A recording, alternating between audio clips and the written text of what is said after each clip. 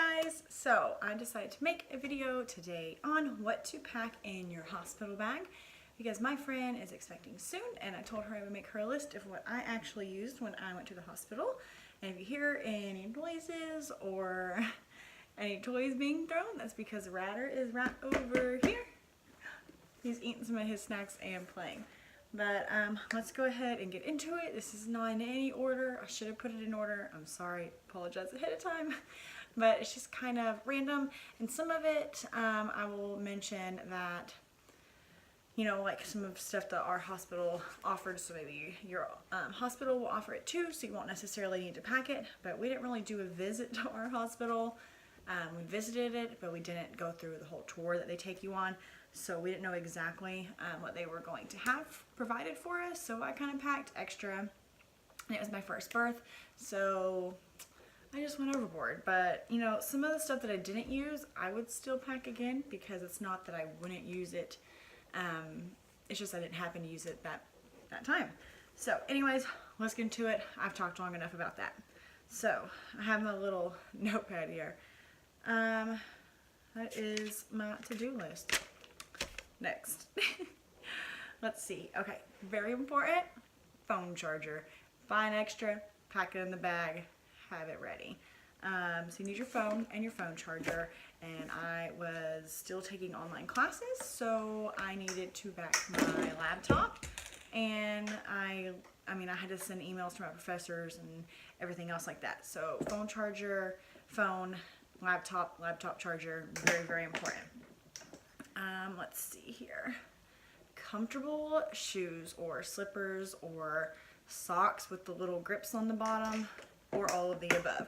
I had flip-flops and I think I had two pairs of flip-flops. One with like the really fluffy, furry flip-flops, and then I had house shoes flip-flops. And I really didn't care. A lot of people are, you know, weird about it, but to wear sandals into showers. So if you're one of those people, you need to pack those cheap little 99-cent sandals from Walmart or something to take into the shower. I didn't really care because honestly they clean it really well. It's a hospital. It's hospital grade clean. It doesn't bother me. And they make you wash. They gave me a wash to wash with, which was like antiseptic. I don't know.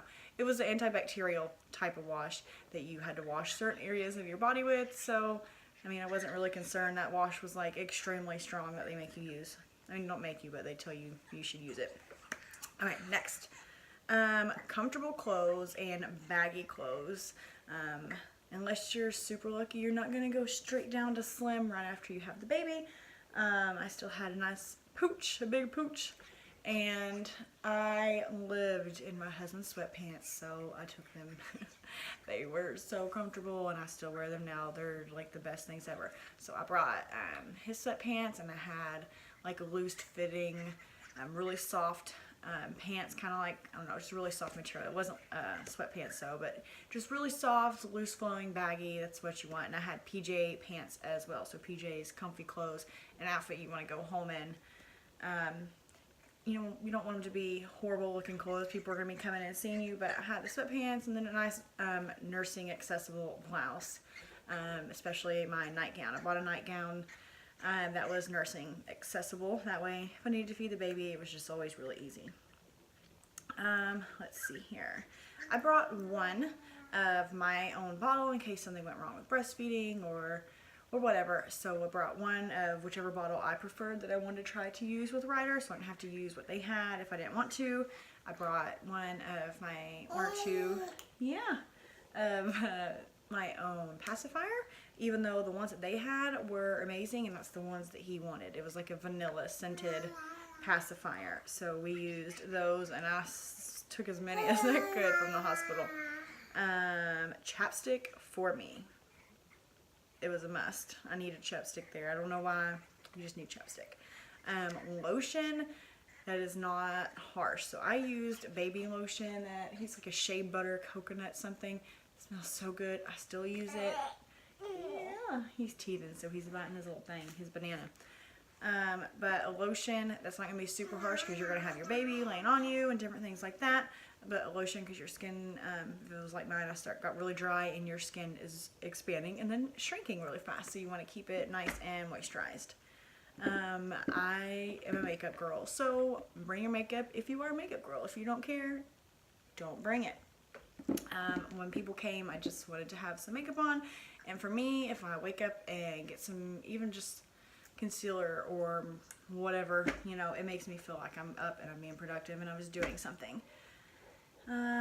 Let's see, and you're stuck not doing much, so when you're at the hospital, so you want to do, you know, it just made me feel good to do something normal for my normal routine. My own pillow. Yes, somebody had told me to bring my own pillow. Yes, 10 times yes, we'll do it every time. My own pillow, and I brought a new pillowcase just in case something happened and it got dirty and I didn't, you know, I just bought a cheap one that I didn't care if I had to throw out, because you bring it to a hospital. But my own comfy pillow, and I made the nurses bring me in like 7 more pillows. But yeah, bring that. Let's see, a book or crossword puzzles or Sudoku or anything like that. Like if you were like me, we went, I think we left our house at around 5:30 a.m., 5 a.m., somewhere around there. And we got to the hospital, and I didn't, he was actually born at 11:59 the following, or yeah, that night. So from 5 a.m. to, you know, midnight is a long time, and I did have an epidural, so I was there chilling and sleeping. I said I wasn't going to have the epidural, and then I got there, and it wasn't like the pain was horrible, but I was like, I'm not going to sit through this pain for this long. It's just not going to happen. I would have been out of my mind. So for y'all who do it natural, I said I was going to, but I love y'all. Y'all are amazing. Praise to all the women who do it natural. Y'all are amazing. Let's see here. Maternity bra and extra underwear. Extra underwear. Let me say that again. Extra underwear. And when I say underwear, I mean granny panties. And if you haven't had a baby, then you don't know. And if you do, then you know. Bring granny panties. I went to Walmart and they had maternity underwear, which was super stretchy, and I still wear them. They're amazing. So I bought like 3 or 4 pair of them in black. Let me repeat that, in black. Why? Well, you should know why. You need it in black because it doesn't show anything, and you need extra underwear for the same reason. But honestly, I used the hospital underwear that they give you. It's like a mesh. Super unattractive, but it works amazing. And I took a bunch of them home because I needed them, not gonna lie. So it's like a big mesh underwear. It comes up to like here, and it's mesh, and it has absorbency materials in it for absorbency needs. I'll keep it at that. So you will need that. So if you're at the hospital, take some of that underwear, bring extra underwear, and get it in black. A sweater or a robe or both, because I had like a little sweater. It was open in the front. Obviously you don't want to pull over because you can't unzip or anything if you need to feed him or your baby or your girl or whoever. It was a boy or girl. And so it was just like a cardigan type of thing. It was open in the front, that way I could just kind of pull it to the side. A robe.